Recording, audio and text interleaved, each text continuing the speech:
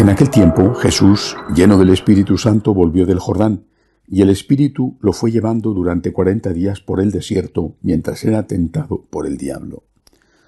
En todos aquellos días estuvo sin comer, y al final sintió hambre. Entonces el diablo le dijo: «Si eres hijo de Dios, di a esta piedra que se convierta en pan». Jesús le contestó: «Está escrito, no solo de pan vive el hombre».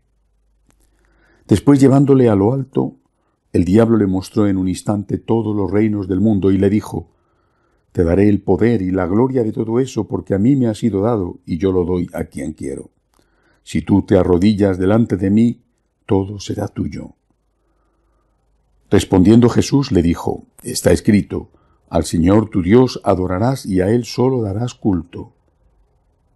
Entonces lo llevó a Jerusalén y lo puso en el alero del templo y le dijo: «Si eres hijo de Dios, tírate de aquí abajo, porque está escrito, ha dado órdenes a sus ángeles acerca de ti para que te cuiden, y también te sostendrán en sus manos para que tu pie no tropiece contra ninguna piedra». Respondiendo Jesús le dijo: «Está escrito, no tentarás al Señor tu Dios». Acabada toda tentación, el demonio se marchó hasta otra ocasión. Palabra del Señor. Las tentaciones de Jesús en el desierto, tentaciones reales, pero no únicas, como termina diciendo el Evangelio de hoy, que el demonio se marchó hasta otra ocasión. Por ejemplo, seguro que hubo una tentación a Jesús en el huerto de los olivos o en la propia cruz, ¿no? Tentaciones que el Señor venció fiándose de Dios. Estas tentaciones reales, como digo, tienen también un contenido simbólico, una enseñanza. Por ejemplo, la primera: si eres hijo de Dios, di a esta piedra que se convierta en pan. ¿Qué significa? Significa que le está tentando con su propio poder. Si de verdad tienes poder, y además, si dices que amas a los hombres, ¿por qué no resuelves los problemas materiales de los hombres? Si las piedras se convierten en pan, se ha acabado el hambre en el mundo. Y claro, ya que te pones, que no sean solamente las piedras las que se conviertan en pan, sino que se conviertan también en otras cosas para acompañar el pan. Y por supuesto, y si eres hijo de Dios y amas a los hombres, ¿por qué no acabas con las enfermedades? ¿Por qué no acabas con las guerras? ¿Por qué no acabas con todo aquello que hace sufrir al hombre? ¿Por qué no vuelve el hombre al paraíso donde no tenía que trabajar, no tenía que morir, donde todo era felicidad? Si dices que eres hijo de Dios, que tienes poder, y si dices que amas a los hombres, ¿por qué no acabas con sus sufrimientos? Esta tentación se la hizo el demonio a Jesús, pero nos la hace continuamente a nosotros. Y nos la hace no diciéndonos: si tú eres hijo de Dios, sino la hace diciéndonos: si Jesús fuera hijo de Dios, si Dios te amara, si Dios existiera y te amara, ¿cómo va a permitir que muera tu hija? ¿Cómo va a permitir que enfermes? ¿Cómo va a permitir, si Dios te ama y tiene poder porque es Dios, esto no puede permitirlo? Luego entonces, o Dios no existe, o tú a Dios no le interesas. Esta es una tremenda tentación. Una tremenda tentación en la que Jesús no sucumbió y en la que nosotros a veces sí sucumbimos. ¿Qué tenemos que hacer? Primero, veamos la respuesta de Jesús.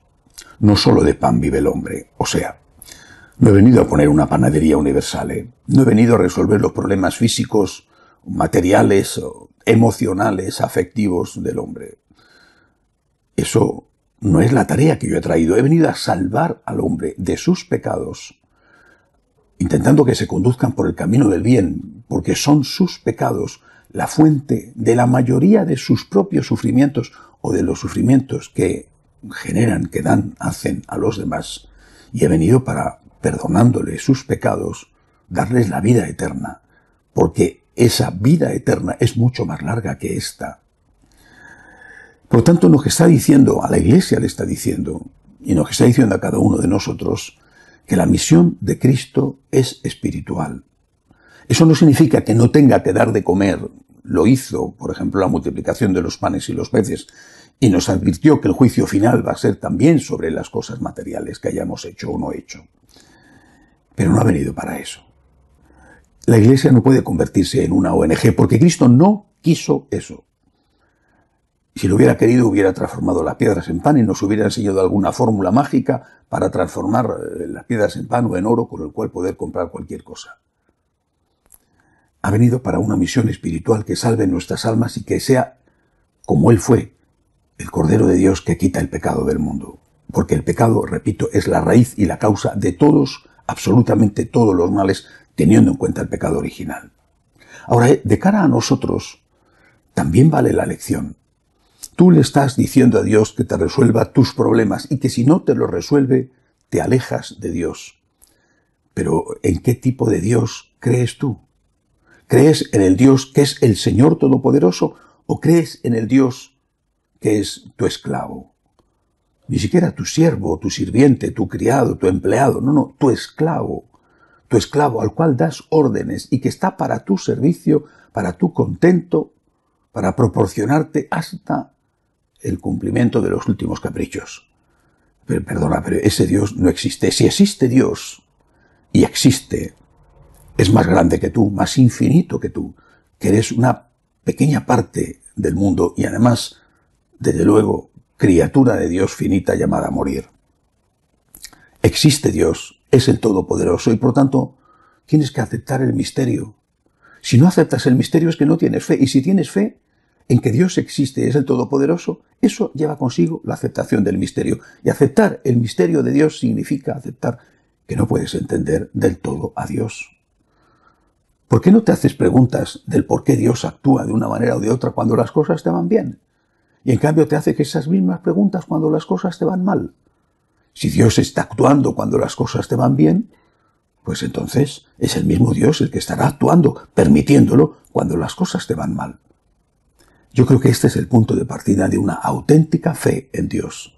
Señor, yo te necesito mucho, necesito tus milagros, pero tú eres Dios y yo no soy Dios.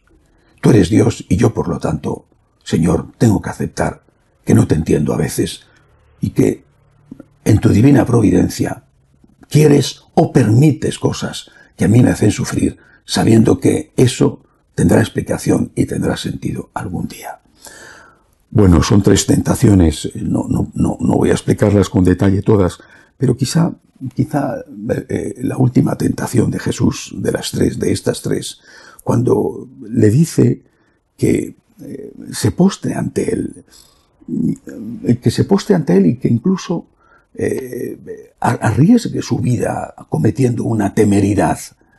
El Señor le contesta y le dice, no tentarás al Señor tu Dios. Es decir, ¿cuántas veces nosotros también decimos, como me fío de Dios, hago determinadas cosas sin pensar? El uso de la razón forma parte de lo que Dios quiere que tengamos. Yo estoy tentando a Dios cuando hago cosas sin pensar.